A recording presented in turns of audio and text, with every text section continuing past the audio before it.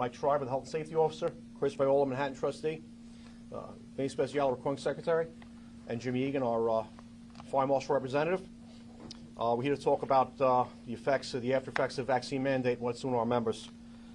Today, approximately a dozen New York City firefighters are among countless other New York City employees that are facing termination for refusing to get vaccinated on the New York City vaccine mandate program.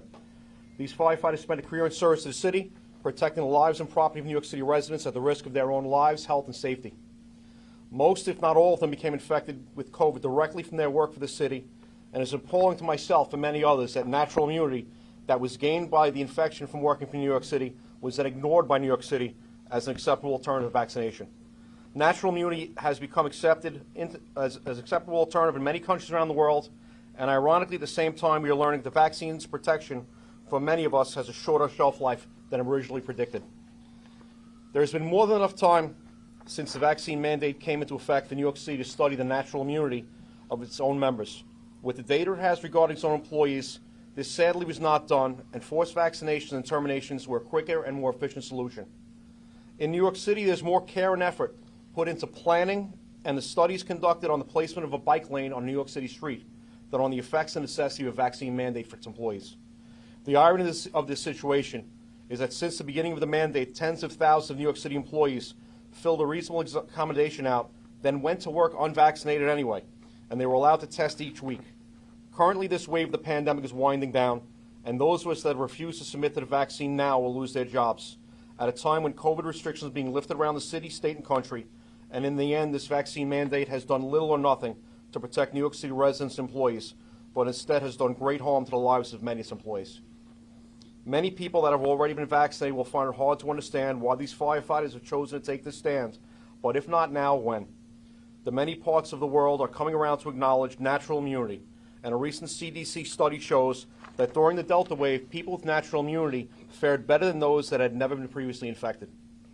There has been talk of the duration of protection afforded by the vaccine, and it seems like a never-ending number of boosters may be coming for a virus that seems to be burning itself out, as was predicted 2 years ago. Before any booster shot is mandated, natural immunity must be acknowledged and accepted before a person should be subjected to take a vaccine they do not need. I will make one last plea to the mayor to accept natural immunity as an alternative to vaccination and spare the jobs of those firefighters and other New York City employees. Many, if not all, of these employees have antibodies and nothing to fear from this virus. To those of my members facing termination, I have to say I am proud of you for holding the line, but I still encourage you to get the vaccination before it's too late. In the end, I am hoping that the decision you make in the long run is the right decision for you and your family. And if you choose not to get vaccinated, please get your affairs in order with the department and resign on your own terms before New York City fires you. I will now open the floor to questions. Andy, could you tell us, in terms of, you guys have brought some legal action, but in prior conversations you said that there isn't enough use time for those to take effect. Could you talk about what court challenges are ongoing to the principle of being required to take a vaccination as a term and condition of employment when you're already employed? Right. We have filed lawsuits and grievances with the Supreme Court and also the city, in our department. We did have one grievance, a little bit of success in the grievance last week, that stated that if they are going to fire you, they have to give you your time. They can't just tell you tomorrow you're fired. They have to allow you to take your vacations and your leaves. It was a very, very minor victory.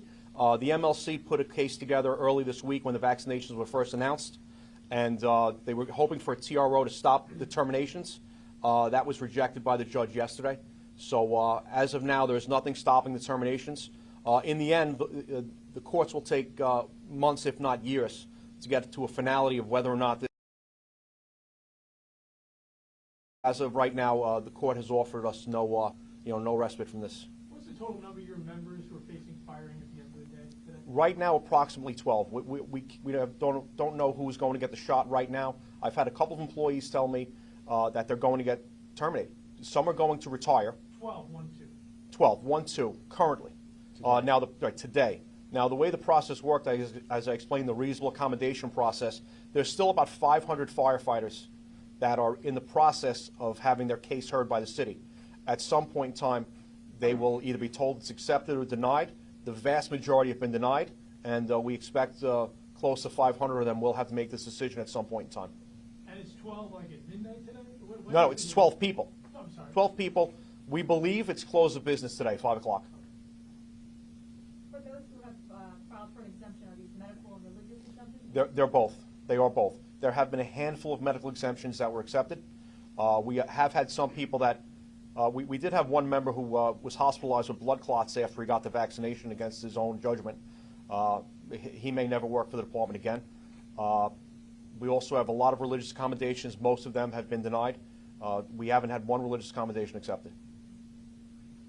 Can you talk about the level of transparency across, in your contact with other unions?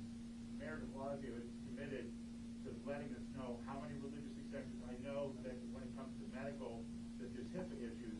But do you guys have, the union movement, the public union movement, have a sense of how many have been granted and which agencies? Because I'm hearing wide-ranging results. Some places, if you were Catholic and concerned about the makeup of the vaccine, you got it. I mean, is it a patchwork? Do you get any sense from talking to your colleagues?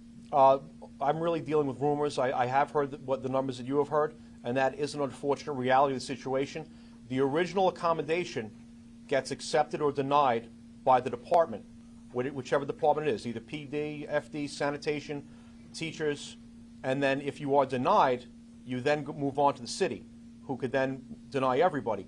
But you bring up a good point. The initial acceptance could come from an individual agency, and what's acceptable in one agency ends up being unacceptable in another. So there's a huge disparity among these, but again, we're only dealing with rumor. So they really should release the information. They should have basically standards for all groups that the departments follow, which hasn't been done. If you are having, as you say, certain people that are Catholics getting an acceptable RA and other departments not having that. So there is definitely a disparity that will be brought up in the future, but again, we're currently fighting the lawsuits we have in front of us. But we wish that there were standards, from the get-go. The 12 does not include folks who can retire. Those, they can't retire. No, there are two people that can, 2 or 3 that can retire. They will be terminated if they don't retire, but their pension, if you have over 20 years, your pension is secured, but a lot of financial decisions will be made for them without their input. If you have less than 20 years, you will be terminated. And just to make sure I understand, you are still encouraging members to get vaccinated by the deadline? Is that Well, we don't want to see any of our members get fired. In the end, this is a decision they will have to make for themselves. Everyone has to make an isolated decision, and we can only encourage them, not to lose their jobs. I feel some people will regret it in the end, which is another reason why I wish they would keep the door open. There is no reason to permanently and definitively fire someone today, where we do have policies in place where members can take a 1-year leave of absence. I have asked the commissioner to allow members that are facing termination to take a 1-year leave of absence, and he has denied that request. And the leave of absence would have been paid leave? Unpaid.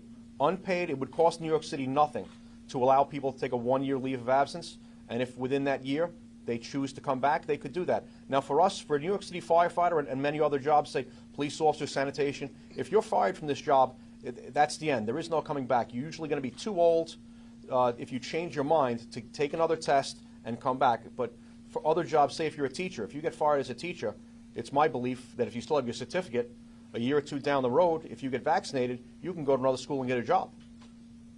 If you're vaccinated. They're not going to hold, we don't believe they're going to hold this against people for the rest of their lives. They're just saying the job you have now you can no longer have. But there is no reason why New York City cannot leave the door open for people that have chosen not to get this at this time. It'll cost them nothing to leave the door open. And the firefighters who are not vaccinated, just make sure I understand, they've been on unpaid status. Some have been on unpaid leave. If they fail to get their reasonable accommodation in within the proper amount of time, and again, I brought this up multiple times, the deadline for the reasonable accommodation was 1 hour after we had our one negotiation session with the OLR. And it really was not enough time, and a lot of my members were penalized because they were unable to get the RAs in on time. And you have to also take into account that our job, you could do a 24-hour shift and not be back at the firehouse for 3 or 4 days, where most other jobs, they're doing 5 days a week, and they're getting much more information from their department. I feel our department could have done a better job reaching out to these people and making sure they were all informed and that they all got their RAs in.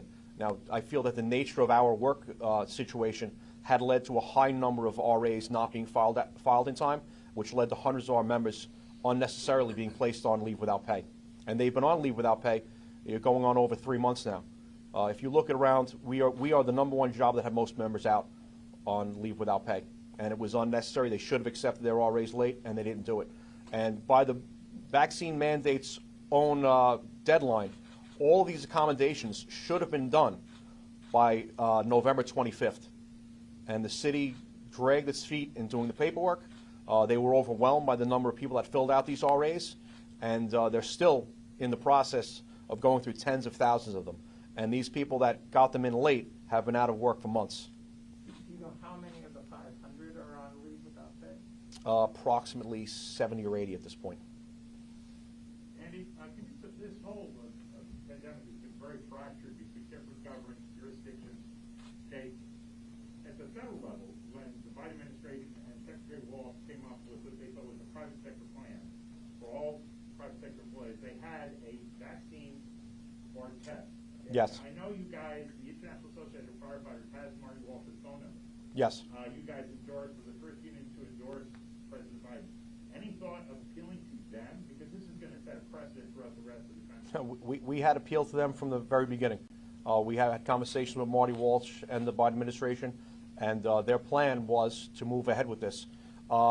They were on the impression that the OSHA regulation of vaccine or test might have worked in our favor, but in the end, the city chose to ignore it and move on with the, according to them, the higher standard of vaccination only. How many medical exemptions were approved for the firefighters? Let's say 11? 11. 11. Out of 500, or that includes? Well, again, there's still 500 that are being gone through. There are 11. There are some of the medical accommodations were approved on a temporary basis based on the fact that they did get coronavirus at one point in time, and they had to get the monoclonal antibodies. So it's a temporary 90-day reprieve. And those members had to sign a stipulation that if they did not get vaccinated at the end of 90 days, they would be terminated, even though after 90 days, they're most likely not going to have antibodies. How many have been rejected? How many RAs? For us, over a couple of thousand. So a couple thousand rejected, 500 are pending, about 12 members are facing termination Right. in the day. Any of those 12 new hires, or they're all folks who've been? Nobody within the last 4 or 5 years. I believe there might be one with less than 5 years. Is it 3 year? Yeah, For those who 3 years.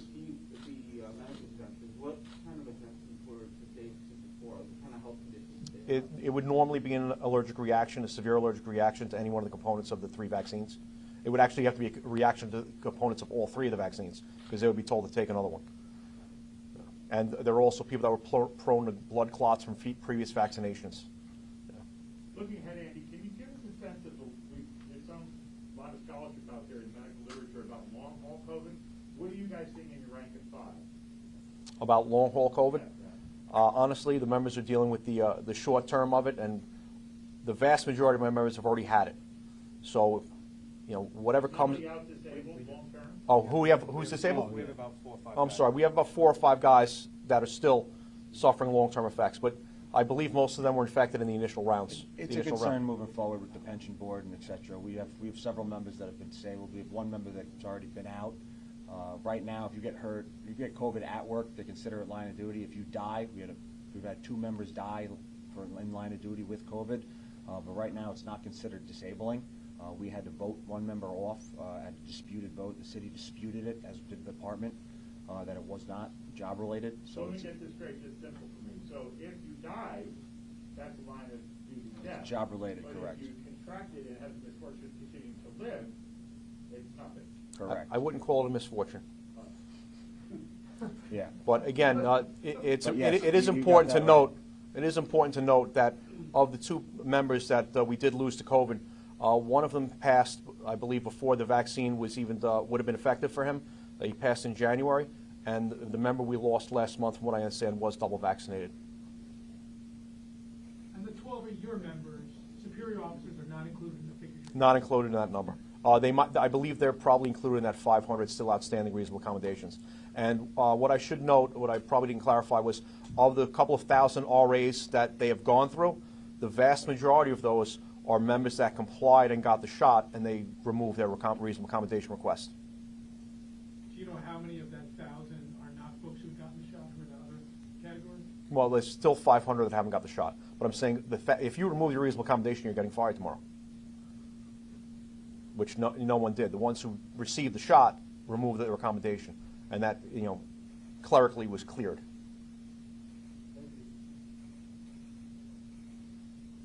Any other questions?